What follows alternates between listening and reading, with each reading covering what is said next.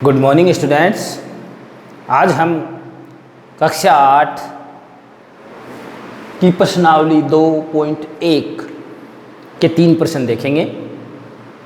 तीनों प्रश्न समीकरण से संबंधित है। बारे में मैं आपको बता दूं, समीकरण के कुछ पद चर और कुछ पद अचर होते हैं। चर पद का मान अज्ञात होता है। आप ऐसे न समझें तो अंकों के अलावा जो गणितीय संख्याएं हैं उनके अलावा जो भी अक्षर दिखते हैं उन्हें हम चर कह सकते हैं। उनका मान अज्ञात होता है। एक साधारण सी भाषा में बात करें तो समीकरण में बराबर का निशान होना जरूरी है। बराबर का निशान नहीं हो तो बराबर का निशान लगा के जीरो लगा सकते हैं। बराबर का निशान समीकरण को दो भागों में बांट देता है।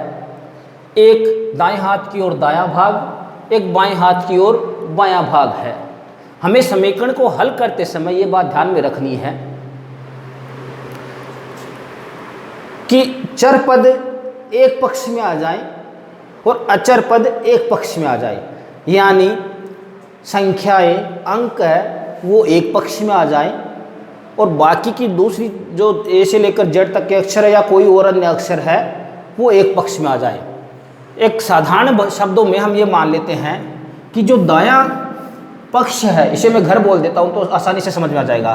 दायां घर है वो अंकों का है, बायां घर है वो चर पदों का है, ए से लेकर जेड तक के जो अक्षर दिए जाएंगे उनका है। अब सबसे पहले समीकरण को हल करने के लिए हमें ये खोजना है कि कौन गलत घर में बैठा है। इस प्रश्न में आपको साफ दिख रहा है कि ये जो माइनस का 2 है ये गलत घर में बैठा है। इसका घर तो उधर था, ये गलत घर में बैठा है। तो हमें सबसे पहले समीकरण को हल करने के लिए जो गलत घर में बैठा है उसको सही घर में ले जाना है। सही घर में जब हम किसी का घर बदलेंगे तो घर बदलते समय उसका निशान बदल जाता है।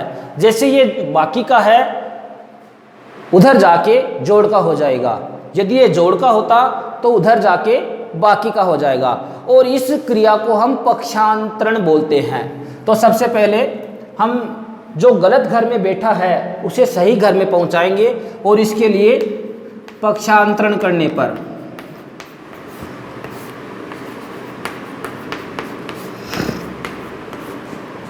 जिस संख्या का या जिस अक्षर का पक्षांतरण करना है उसको छोड़ के बाकी जो जहां है वैसा का वैसा लिख दीजिए।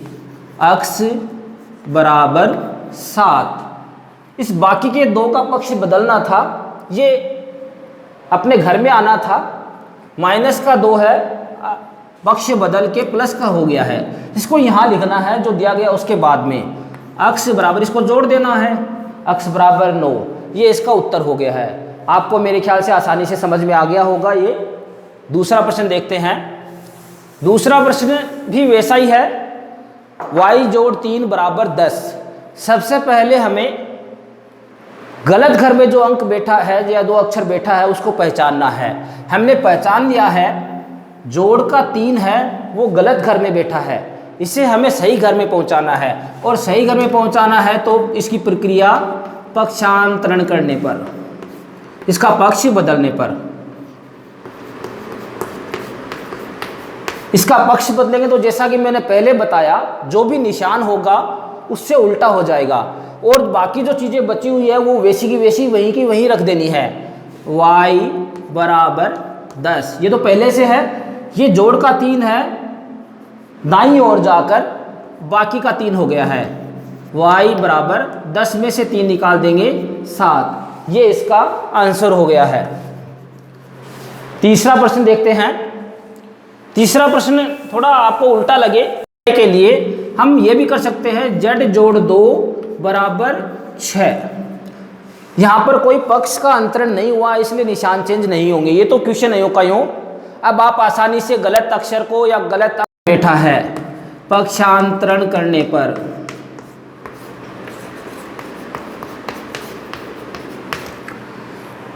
बाकी की जो अंक और संख्याएं हैं वो यूं क्यों लिखी जाएगी। जो जोड़ का 2 है उसका घर या उसका पक्ष बदलने पर उसका निशान बदल जाएगा। जोड़ का 2 अब बाकी का हो गया है। z बराबर 4 इसका आंसर होगा। आपको मेरा वीडियो कैसा लगा कमेंट में ज़रूर लिखें। कोई आपकी इस टॉपिक से संबंधित समस्या हो वो कमेंट में बताएं, मैं उसको सोल्व करने का भरपूर प्रयास करूँगा। मेरे चैनल को सब्सक्राइब और वीडियो को लाइक और शेयर करें। धन्यवाद।